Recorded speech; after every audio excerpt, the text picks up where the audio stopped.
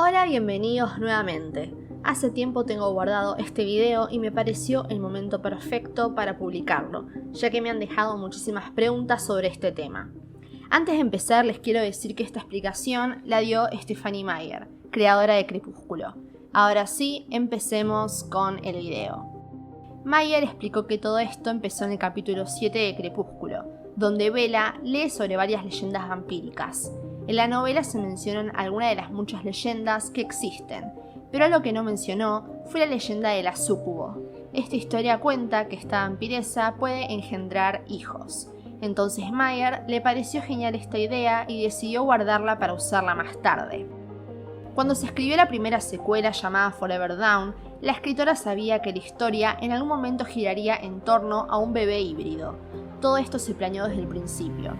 Si quieren saber sobre Forever Dawn, que jamás salió a la luz, ya hice un video al respecto, les dejo toda la información en la descripción. Como les decía, cuando Meyer y su editor se encargaron de desarrollar el último año de secundaria de Bella, lo hicieron con el conocimiento de que todo esto terminaría con los eventos de Amanecer. Todo lo que iba escribiendo iba a ir a esa dirección. La escritora siempre tuvo mucho cuidado a la hora de responder algunas preguntas, especialmente la de ¿pueden los vampiros tener bebés? No las respondía porque no quería decir nada incorrecto y tampoco revelar el futuro de la historia, así que siempre desviaba un poco las preguntas hablando sobre las mujeres. Las vampiresas no pueden tener hijos ya que están muertas. Su cuerpo no cambia en ningún aspecto, no tienen un ciclo menstrual y sus cuerpos no podrían adaptarse a ese cambio. La sangre no corre por sus venas y básicamente no hay vida. Obviamente cuando le preguntaron si un macho puede embarazar a una humana, decidió no responder para guardar la sorpresa del último libro. En todos estos años hubieron teorías y supuestas afirmaciones que venían por parte de Meyer, pero ella en su página confirma que nunca hizo ningún comentario hasta ahora. Ahora pasemos a la explicación. ¿Cómo es esto posible? Un vampiro embarazando a una humana. Bueno, hay una explicación bastante rebuscada y capaz muchos de ustedes van a detestarla, pero bueno, me toca explicarlo. En primer lugar, la escritora aclara que no es posible. Es una historia de fantasía sobre criaturas que en realidad no existen.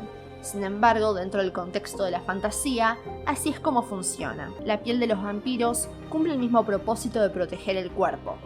Sin embargo, las células que forman su piel no son flexibles como las nuestras. En cambio, son duras y reflectantes como el cristal.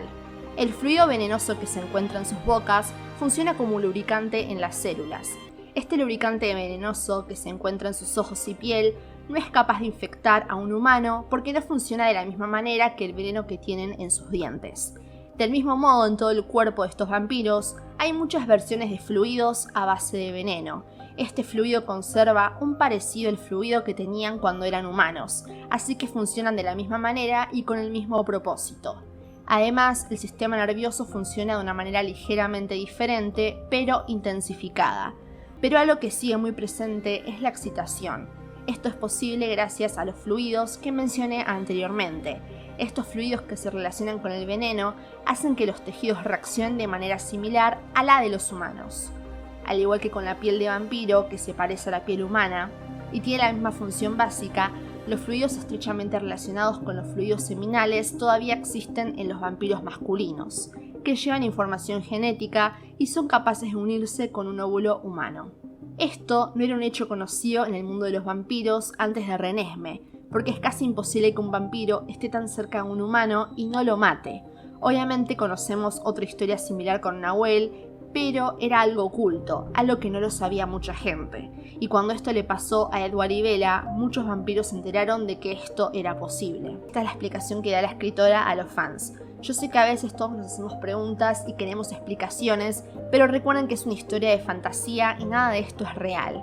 Meyer en toda la historia creó su propio universo vampírico y se encargó de crear sus explicaciones.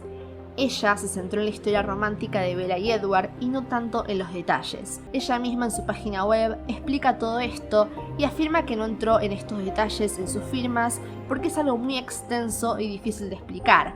además de que quiso hacerlo por escrito en su página web porque es una persona muy inmadura y se ríe cuando tiene que decir palabras como fluidos seminales. A veces no todo tiene explicación y solo nos toca aferrarnos a la historia sin hacer tantas preguntas.